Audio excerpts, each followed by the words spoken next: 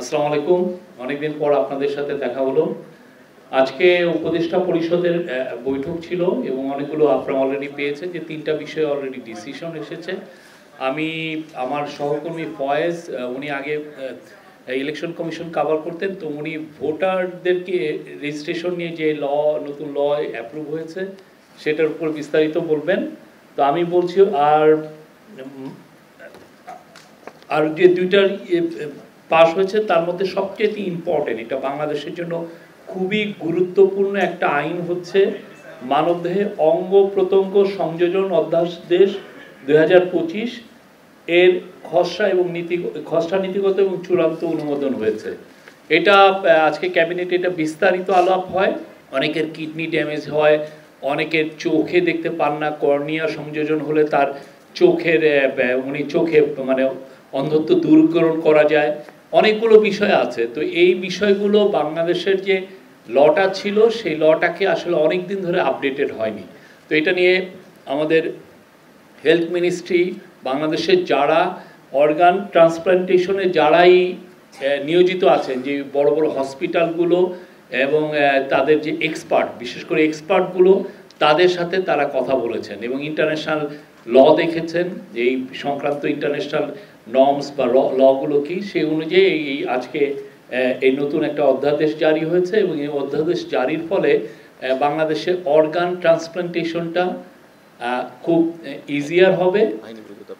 হ্যাঁ, এবং কিছু কিছু ক্ষেত্রে আগে যেমন দেখা যেত যে মানে ট্রান্সপ্লান্ট করার জন্য শুধুমাত্র খুবই কাছের, যে আপনি আপনার ভাই বোন বা বাবা মার থেকে নিতে পারতেন, এখন একটু এটাকে একটু এক্সপান্ড করা হয়েছে।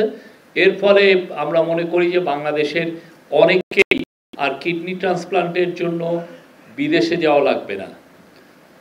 অনেকে জানেন যে ইলিগালি নিয়ে যান, এখান থেকে নিয়ে যে ওই বাইরে দেশে কাজগুলো করেন, এবং এর ফলে যেটা হবে যে বাংলাদেশের হসপিটালগুলো এই সার্ভিসগুলো দিতে পারবেন খুব ইজিয়ার ওয়েতে। এবং এটা বাংলাদেশের জন্য আমরা মনে করি এটা একটা যুগান্তকারী একটা আইন। এবং আরেকটা হচ্ছে যে অনেকে তার দেহ দান করে যেতে চান। দেহ দান করলে এই কাদাভার এটাকে এই লাশ থেকে যে অর্গানগুলো কিভাবে হারভেস্টিং করা হবে বা এটা কতটা লফুল কিভাবে করা যাবে, সেই বিষয়গুলোও এই লতে আছে। এই লটা আপনারা এই হেলথ মিনিস্ট্রির সাথে কথা বলবেন, তারা আপনাদেরকে লর কপিটা দিবে এবং আপনারা দেখবেন যে এটা খুবই ইম্পর্টেন্ট এবং আমরা মনে করি এটা একটা যুগান্তকারী ল। আজকে আর একটা বিষয় আছে, আমি তো ভোটার রেজিস্ট্রেশনের কথা বললাম, এছাড়া বিনিয়োগ বোর্ডের একটা ক্ষুদ্র একটা চেঞ্জ ছিল এটার সংক্রান্ত লয়ের।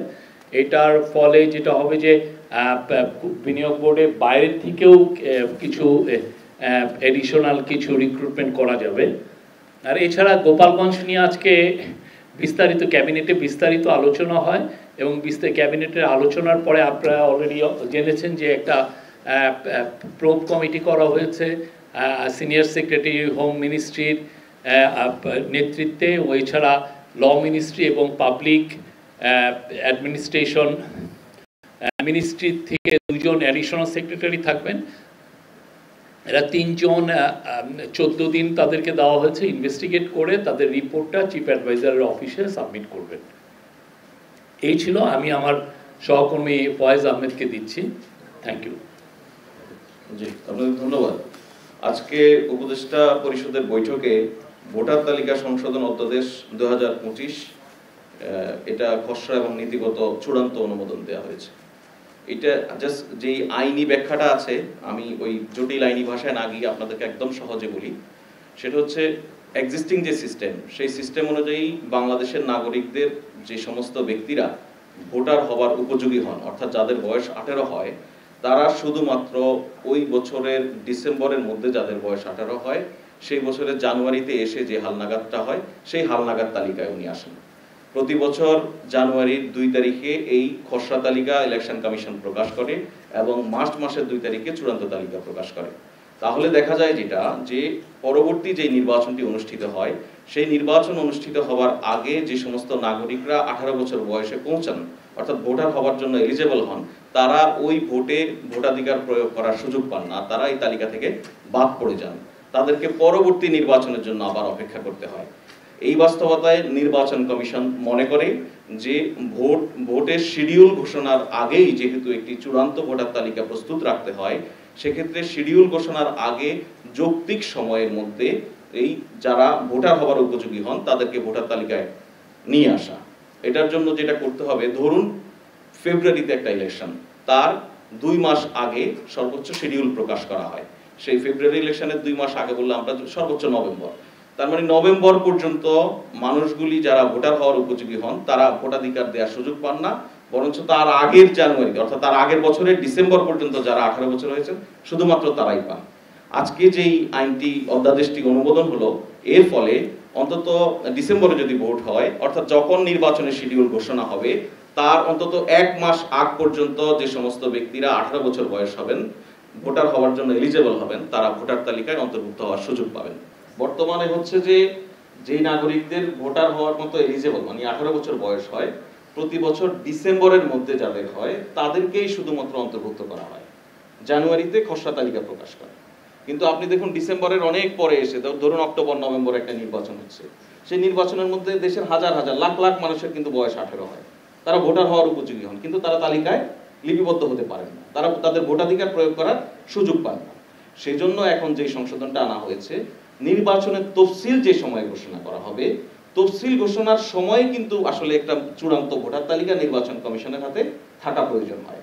তার আগে নির্বাচন কমিশন ভোটার তালিকাটা প্রকাশ করে, কোনো আপত্তি অনাপত্তি সংশোধন এগুলি সংশোধন করে, সব মিলিয়ে ধরুন 1 মাসের মতো, শিডিউলের আগে 1 মাসের মতো সময় তাদের লাগে।